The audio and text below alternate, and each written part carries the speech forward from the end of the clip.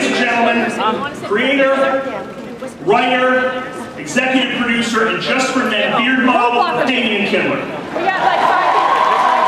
Can I have you guys scoot in so that we can fit people on the sides so they don't have to walk in front of you?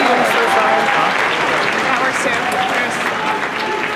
And then we got one here.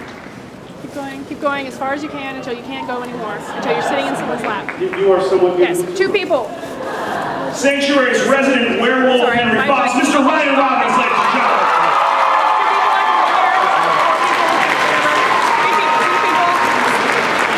Two people. Right here on this side. 4 people. You know him as Dr. Will Zimmerman. I know him as my secret boyfriend. Ladies and gentlemen, Mr. Robin Dunn.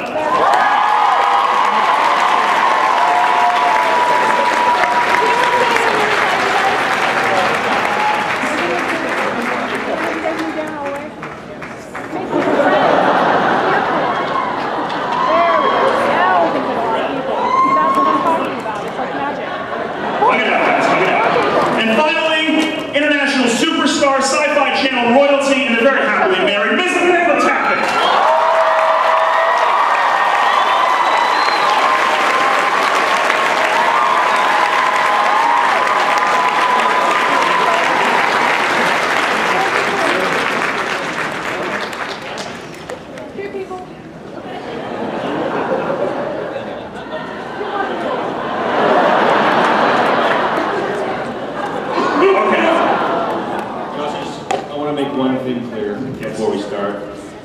I'm just using you for sex. Sweet it!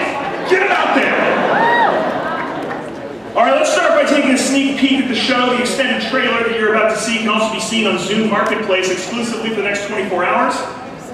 Visit www.zoom.net/ComicCon2010 or check out the Zoom Video Marketplace on Xbox Live. Ladies and gentlemen, the incredible world of Sanctuary. Oh yeah! It was awesome. I need a glass of water. Help yourself, it's free. It's complimentary water. Except it's well, Sanctuary is a show that has a lot of citations next to it. It's one of the most successful internet series of all time, having made the leap to a hit televised series about to enter its 3rd season. It is one of the first television shows to be filmed entirely on the advanced Red 1 camera. It was last year nominated for an Emmy for visual effects and has been nominated for more than 50 other awards during its 2 years on the air. How about a round for that?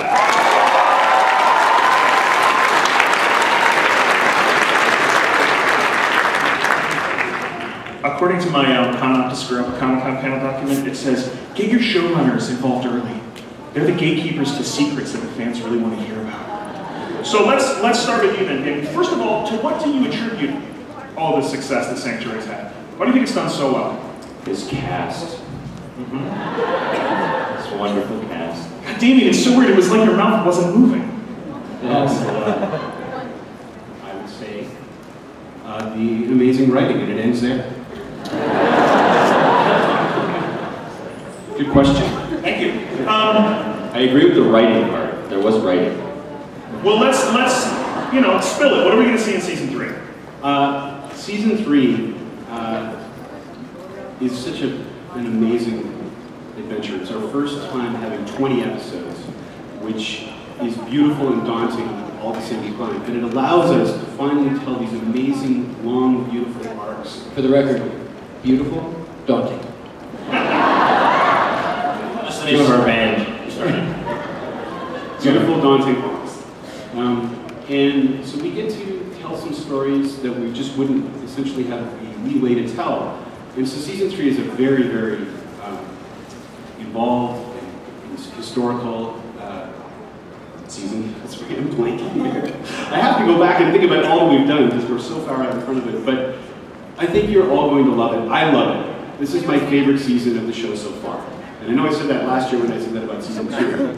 But season 3 is amazing. We tell stories that I'm so thrilled to tell, and the characters get deeper, and we learn about their history, and the villains are cool, and the places we go are new and unexpected, and it's just a thrill. It's just this candy store that just, built at the 2nd, 3rd, and 4th floor. So we're thrilled to show it to you. The show, I'm constantly amazed. I'm going to pay you a compliment thing.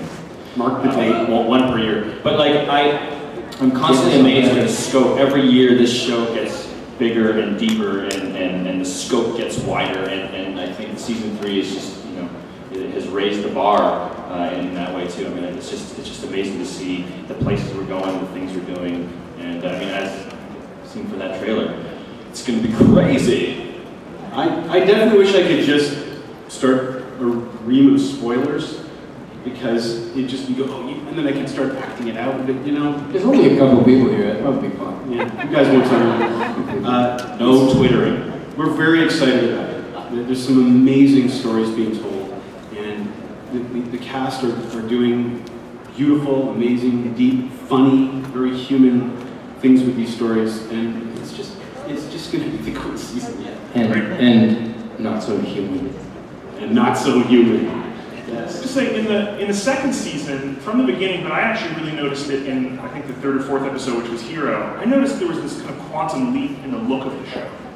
It just looked a lot better in the second season. Is there going to be a continued evolution of the way the show looks in the 3rd season? And what's behind that? What's going on over at Anthem that has caused the show to kind of, you know, look cooler and cooler?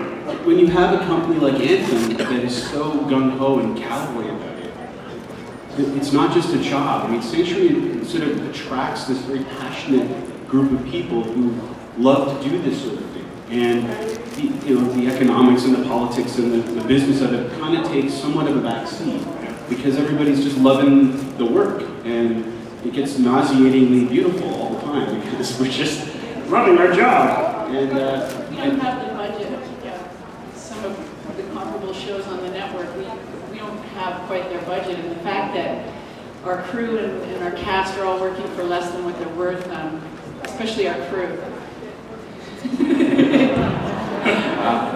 Why would you look at me when you made that comment? Why? I would like to know.